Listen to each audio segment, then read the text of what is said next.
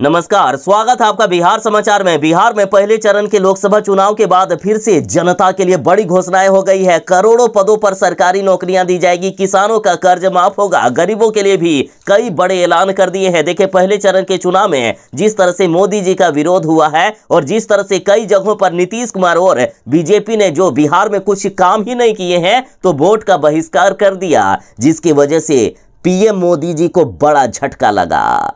साथ ही तेजस्वी यादव ने चारों सीटों पर जीत का दावा कर दिया है। साथ ही एग्जिट पोल के जो नतीजे आए हैं वो वाकई चौंकाने वाले हैं। पूरे देश में इंडिया गठबंधन की जीत होता हुआ दिखाया जा रहा है। तेजस्वी यादव काफी गदगद हैं। तेजस्वी यादव ने कई बड़े ऐलान किए। आखिर कौन चुनाव जीतेंगे, आखिर कौन प्रधानमंत्री बनेंगे, इससे तमाम खबरों पर बात करेंगे। इससे पहले आपसे एक छोटी सी अनुरोध है, कृपया वीडियो को एक प्यारा सा लाइक अवश्य कर दीजिएगा। आपका लाइक करना ही हमारी मेहनत का फल होता है।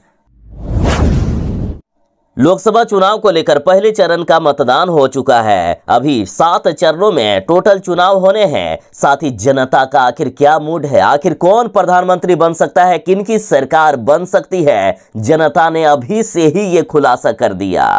देखिए, तमाम मीडिया की खबरों में करोड़ों जनता से राय ली जा रही है। उसके बाद एग्जिट पोल बनाया जा रहा है और एग्जिट पोल में चौंका देने वाले आंकड़े सामने आए हैं। वैसे भी तेजस्वी यादव ने कह दिया था कि इस बार जो आंकड़े सामने आएंगे बिहार से वो चौंका देने वाले होंगे। तेजस्वी यादव ने जो अभी पहले चरण का चुनाव हुआ है उसमें सभी सीटों पर जीत का दावा कर दिया और अब वाकई एग्जिट पोल में चौंका देने वाले मामले सामने आए हैं। देखिए, इस बार बिहार की 40 सीटों में से 16 से 18 सीटें एनडीए के खाते में जा सकते हैं, तो वहीं इंडिया गठबंधन के खाते में 21 से 23 सीटें मिलने का अनुमान है। और बिहार ही नहीं बल्कि पूरे देश में यही स्थिति है कि एनडीए लगातार चुनाव हारता जा रहा है। तेजस्वी यादव ने बिहार में कमाल करके दिखा दिया है। एनडीए के खातों में 21 से 23 सीटें जाने का अनुमान है, तो वहीं अदर को भी 2 सीट मिलता हुआ दिखाया जा रहा है। तेजस्वी यादव ने कहा कि अभी तो शुरुआत हुई है, देखिए जनता किस कदर बीजेपी को इस बार पछाड़ के बिहार से भगाती है। अब तेजस्वी यादव ने नारा भी दिया है कि भाजपा भगाओ संविधान बचाओ, भाजपा भगाओ देश बचाओ, भाजपा भगाओ लोकतंत्र बचाओ, भाजपा भगाओ बेरोजगारी हटाओ, भाजपा भगाओ महंगाई हटाओ, भाजपा भगाओ गरीबी हटाओ। लोकसभा चुनाव के पहले चरण का मतदान हो चुका है और अब दूसरे चरण का मतदान 26 अप्रैल को होने वाला है। देखिए, दूसरे चरण में कटिहार, किशनगंज, भागलपुर, बांका और पूर्णिया सीट यानी 5 सीटों पर मतदान होगा। दूसरे चरण के चुनाव में इन 5 सीटों पर एनडीए की तरफ से जदयू के उम्मीदवार मैदान में हैं। 5 सीटों पर जदयू चुनाव लड़ रही है, जबकि महागठबंधन की ओर से 3 सीटों पर कटिहार, किशनगंज और भागलपुर में कांग्रेस के उम्मीदवार चुनाव लड़ रहे हैं, तो वहीं 2 सीट बांका और पूर्णिया में राजद चुनाव लड़ रही है। और इधर तेजस्वी यादव ने कहा है कि यदि हमारी सरकार बनी तो बेरोजगारों को बेरोजगारी से आजादी दिला देंगे। इसी बार 15 अगस्त को 30 लाख सरकारी नौकरी निकाल देंगे और 6 महीनों के अंदर 1 करोड़ सरकारी नौकरी निकालकर बिहार के युवाओं को बेरोजगारी से आजादी दिला देंगे। साथ ही तेजस्वी यादव ने कहा कि यदि हम सरकार में आए तो रक्षाबंधन में गरीब बहनों को 1-1 लाख रुपए हर साल दिया जाएगा, 200 यूनिट बिजली फ्री में मिलेगा, 500 रुपए में गैस सिलेंडर मिलेगा, अग्निवीर योजना को समाप्त करके अस्थायी नौकरी सेना में दिया जाएगा। तो वहीं कांग्रेस ने कहा है कि किसानों का कर्ज माफ कर दिया जाएगा, किसानों ने बैंक से जितने भी लोन लिए हैं वो कर्ज माफ हो जाएगा। तो वहीं इंडिया गठबंधन की तरफ से ममता बनर्जी ने कहा है कि बीपीएल परिवारों को प्रत्येक साल 10 एलपीजी सिलेंडर फ्री में दिया जाएगा। तो इधर बीजेपी की तरफ से पीएम मोदी जी ने कहा है कि अगले 5 सालों तक फ्री में राशन, पानी, गैस कनेक्शन, पीएम सूर्य घर योजना से बिजली भी फ्री में मिलता रहेगा। आयुष्मान भारत योजना से 5 लाख तक का मुफ्त इलाज मिल रहा है, जो अगले 5 सालों तक मिलता रहेगा। 70 साल से भी अधिक की आयु के हर बुजुर्ग को इस योजना का भी लाभ मिलेगा। मोदी जी ने गारंटी दी है कि जन औषधि केंद्र पर 80% छूट पर दवा मिलेगी। गरीबों को 4 करोड़ पक्के मकान दिए गए हैं, 3 करोड़ और भी पक्के मकान दिए जाएंगे। मुद्रा योजना के तहत अब 20 लाख रुपए तक का लोन मिलेगा। दिव्यांगों को पीएम आवास योजना में प्राथमिकता मिलेगी और भी कई बड़े वादे पीएम मोदी जी ने कर दिए हैं।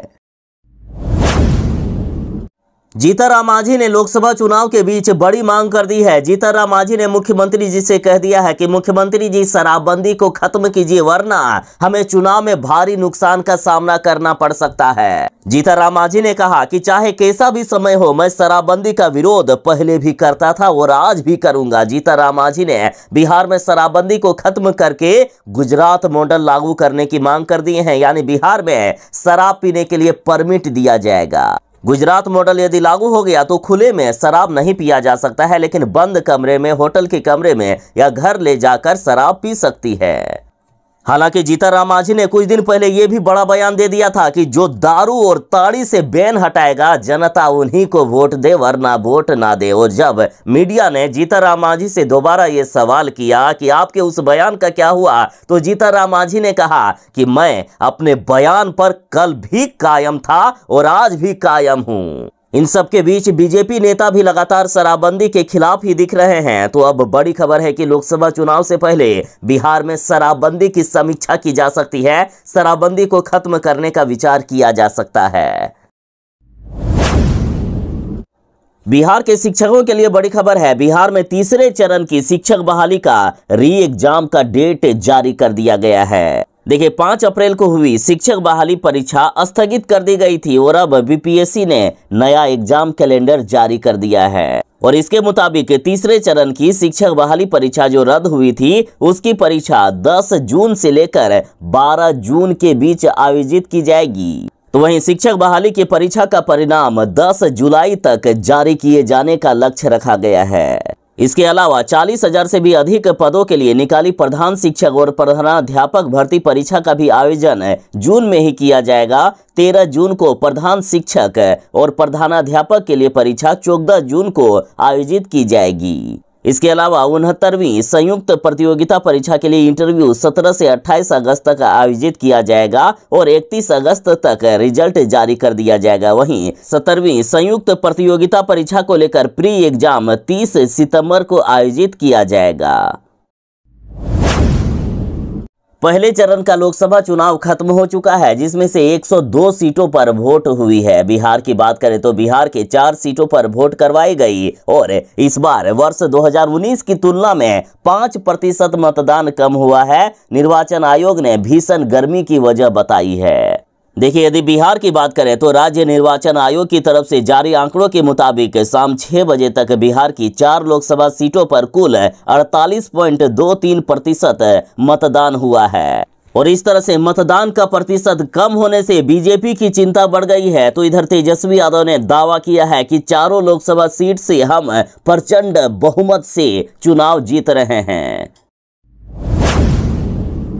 बिहार में जानलेवा गर्मी बढ़ गई है, साथ ही लू ने और भी परेशानी बढ़ाकर रख दी है। तो लू के चलते 30 अप्रैल तक नए समय पर अब चलेंगे पटना के सभी स्कूल। देखिए, बिहार में जानलेवा गर्मी और लू के चलते डीएम साहब ने पटना जिले में 30 अप्रैल तक अब नए समय पर स्कूल संचालन का आदेश जारी कर दिया है। अब 11:30 बजे से लेकर शाम 4 बजे तक शहर में कोई भी स्कूल नहीं खुलेगा। ये आदेश 20 अप्रैल से ही लागू हो गया है। डीएम की तरफ से ये आदेश भीषण गर्मी को देखते हुए जारी किया गया।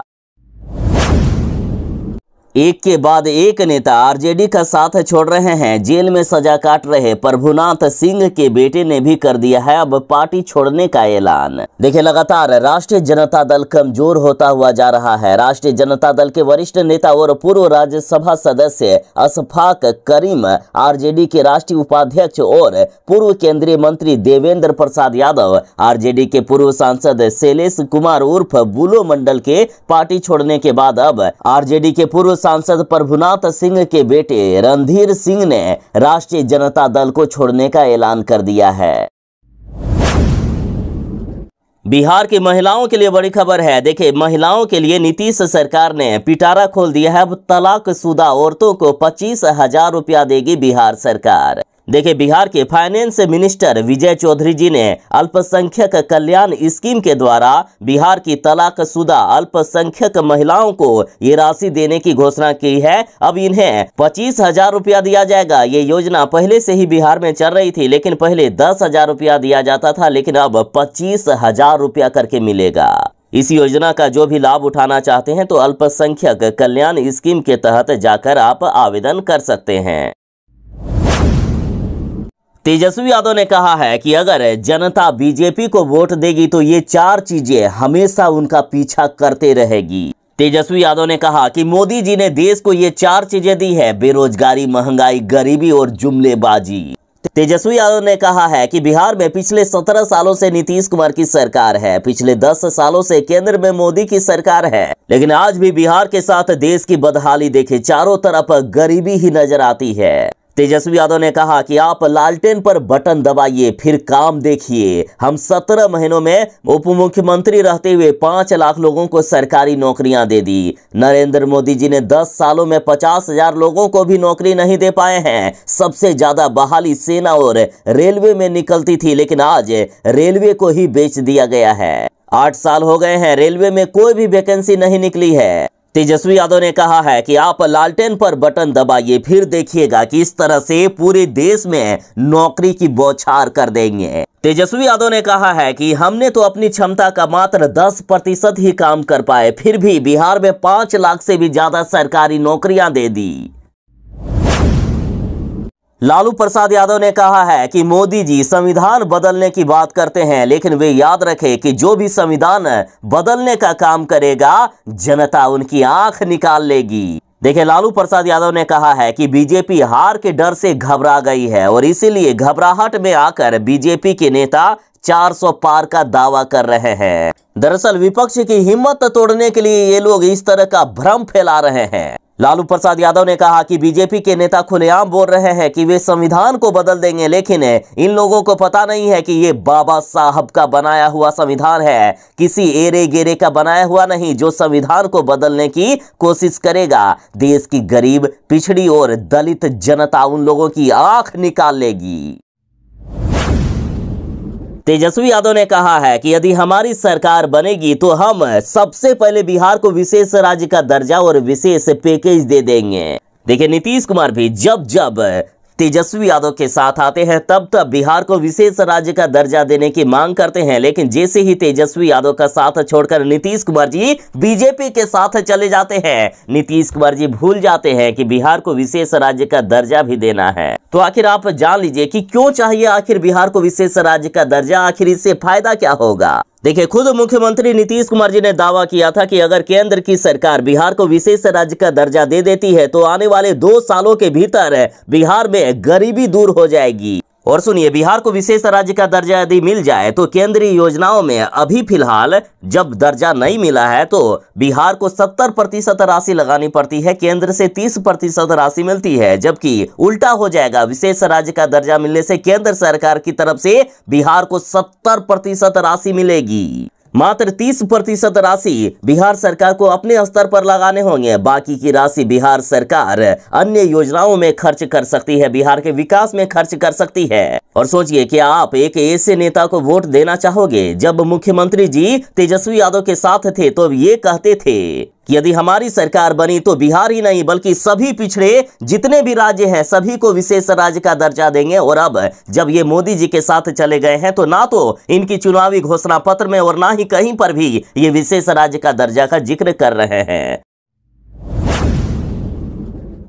रोहिणी आचार्य जैसी बेटी आज के समय में मिलना मुश्किल है। रोहिणी आचार्य ने अपने पिता लालू प्रसाद यादव को अपनी एक किडनी तक दे दिए। रोहिणी आचार्य के इस काम को लेकर पूरे देश भर में जमकर तारीफें हुई है। बीजेपी के भी नेता इनकी तारीफों के पुल बांधे और अब रोहिणी आचार्य द्वारा किए गए इस काम को लेकर बीजेपी वालों की मुश्किलें बढ़ गई है। बीजेपी को जनता पसंद नहीं कर रही है। रोहिणी आचार्य को वोट देना चाहती है बिहार की जनता। और अब बीजेपी नेता की सोच देखिए। बीजेपी नेता ने यहां तक कह दिया है कि रोहिणी आचार्य ने अपने पिता लालू यादव को किडनी ही नहीं दी है। तो अब रोहिणी आचार्य ने कहा कि अगर मैं गलत साबित हुई तो राजनीति छोड़ दूंगी। रोहिणी आचार्य ने पीएम मोदी को भी खुली चुनौती दे दी। रोहिणी आचार्य ने कहा कि बीजेपी के नेता कह रहे हैं कि मैंने अपने पिता लालू प्रसाद यादव को अपनी किडनी नहीं दी, तो अब इसकी जांच पीएम मोदी जी को किसी भी केंद्रीय एजेंसी से करानी चाहिए। अगर मैं गलत साबित हुई तो राजनीति छोड़ दूंगी। साथ ही तेजस्वी की सभा में चिराग पासवान को गाली देने के सवाल पर रोहिणी आचार्य ने कहा कि हम चिराग पासवान को अपना भाई और उनकी मां को अपनी मां मानती हूं। भीड़ में किसी ने चिराग की मां के लिए अपशब्दों का इस्तेमाल किया है जो पूरी तरीके से गलत है, लेकिन चिराग को भी दूसरों की मां बहन का सम्मान करना चाहिए। बीजेपी के लोग मेरे लिए अपशब्द बोल रहे हैं पर चिराग ने कभी भी इसका विरोध नहीं किया। शिक्षा विभाग के अपर मुख्य सचिव के पाठक जी ने अब फिर से एक खतरनाक आदेश जारी कर दिया है। इन्होंने बिहार के 67 बीईओ का वेतन बंद करने का आदेश जारी कर दिया है। दरअसल ये लोग फोन नहीं उठा रहे थे और फोन नहीं उठाने पर के पाठक ने ये बड़ी कार्रवाई कर दी। दरअसल कमांड एंड कंट्रोल सेंटर का फोन नहीं उठाने के आरोप में इन 67 बीईओ यानी प्रखंड शिक्षा पदाधिकारी पर कार्रवाई की गई है, जिसमें नालंदा, पटना, पूर्णिया, रोहतास, सहरसा, समस्तीपुर, सारण, सीतामढ़ी, सिवान, शेखपुरा, सुपौल, वैशाली और पश्चिमी चंपारण, अररिया, औरंगाबाद, बांका, बेगूसराय, भागलपुर, भोजपुर, बक्सर, पूर्वी चंपारण, गोपालगंज, किशनगंज, मधुबनी और मुजफ्फरपुर के बीईओ शामिल है। बिहार के मुख्यमंत्री नीतीश कुमार जी मोबाइल फोन का इस्तेमाल नहीं करते हैं और अभी नहीं बल्कि पिछले 3-4 सालों से वे मोबाइल फोन का इस्तेमाल नहीं कर रहे हैं। बांका में खुद मुख्यमंत्री नीतीश कुमार जी ने इस बात का खुलासा किया। देखिए, आज के दौर में मोबाइल फोन आम जनता से लेकर खास लोगों तक की दैनिक दिनचर्या का अभिन्न अंग बन चुका है, लेकिन बिहार के मुख्यमंत्री नीतीश कुमार जी मोबाइल फोन का इस्तेमाल वर्ष 2019 से ही नहीं कर रहे हैं। दरअसल मुख्यमंत्री जी ने कहा कि यदि ऐसे ही मोबाइल फोन का इस्तेमाल होता रहेगा तो दुनिया 100 सालों में खत्म हो जाएगी। इसलिए मैंने वर्ष 2019 से ही मोबाइल फोन का प्रयोग बंद कर दिया है।